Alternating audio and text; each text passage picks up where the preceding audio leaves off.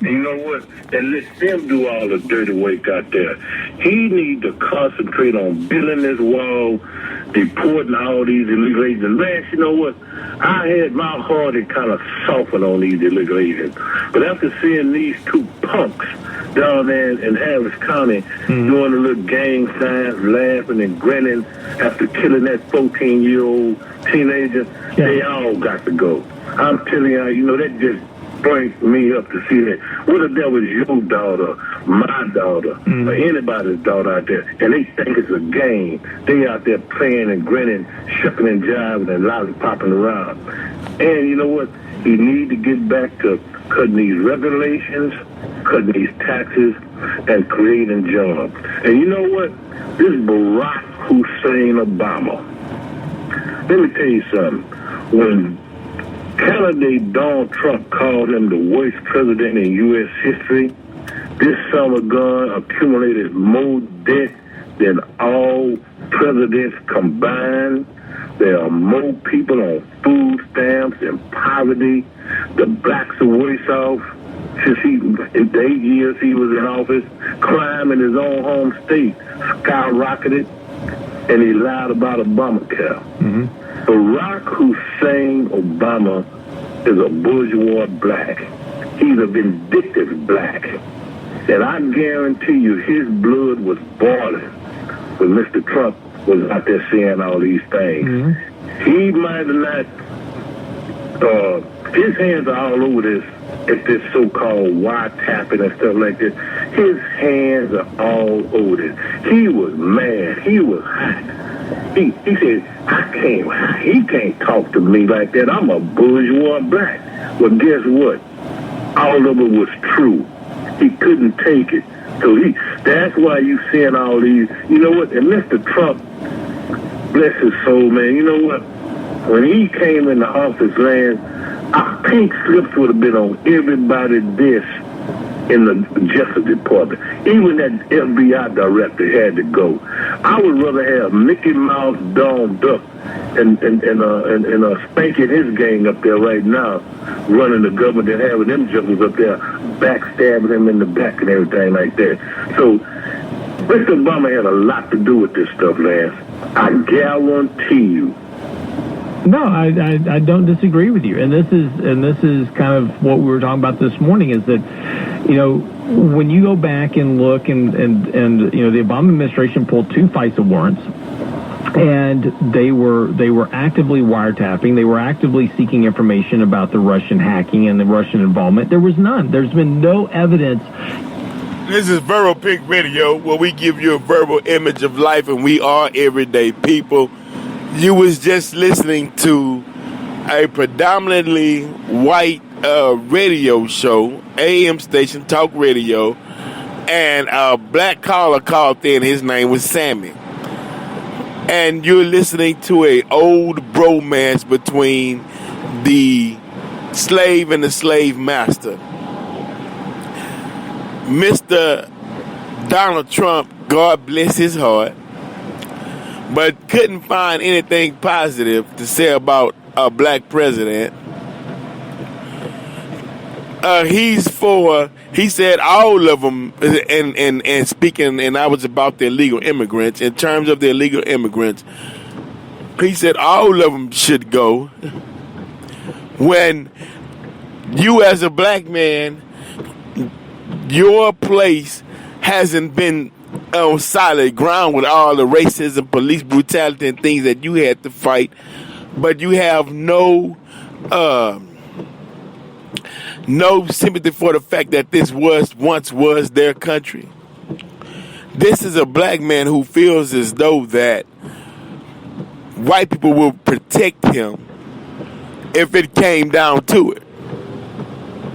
Now, true enough, you might have some who will protect him to save face or to look good in the public eye, but behind closed doors, it's nigga go sit down. But you turn the camera on, hey Sammy, it's my best friend. And the reason why I recorded this is the fact that listening to the show, Sammy had called in. They were calling on Sammy. They said, Sammy, where are you, Sammy? We want to bring you on the show. There was no response, so they said, well, Sammy's cooking breakfast. They all laughed. Oh, yeah, I got that, because black people know every subliminal coon joke that white folks use towards black people in a derogatory way or sense. We know the tone. We know the speech.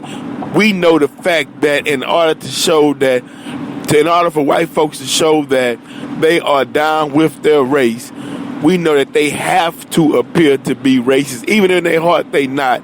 But they have to do it, and they do it. Some more openly than others. So to hear a black man named Sammy calls in an all-white radio station just to dog out a black man who accomplished one of the highest offices on the planet, just to show just to show white people that he sympathized with them. It's a lot of Sammys out there. I've personally witnessed a Sammy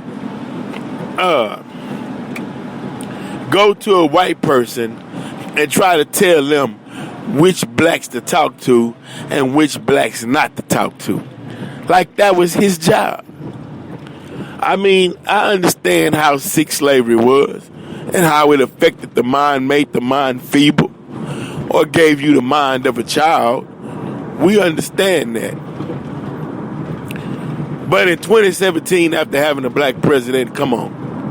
Now grant you, okay, Obama wasn't perfect. But are you saying Trump is better than Obama? Trump is more tactful than Obama?